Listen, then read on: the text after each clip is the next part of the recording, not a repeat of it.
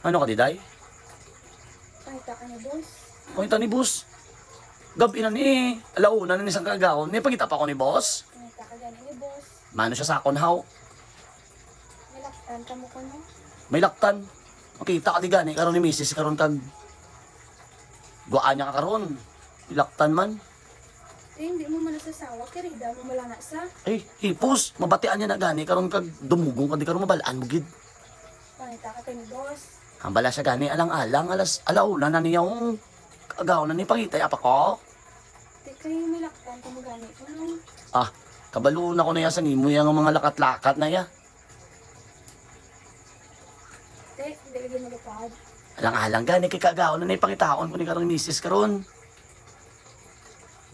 Kirida mo malanga sa. Ano mo mo kirida? Oo gani pero lakat na bala kay makigan ko ni karon. Hindi gani. Alang-alang na niya. Hindi ka na magwa. Ba pusong-pusong pagid si mo yaday ba? Hindi ka na magwa. Hindi gani.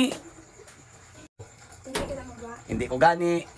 Magwa ka daw kung sa kaon ka. Hindi ko gani. Grabe pusong-pusong si mo ba? Magwa ka. Hindi ko gani. Lo, grabe pusong-pusong pagid niya ang babae yo.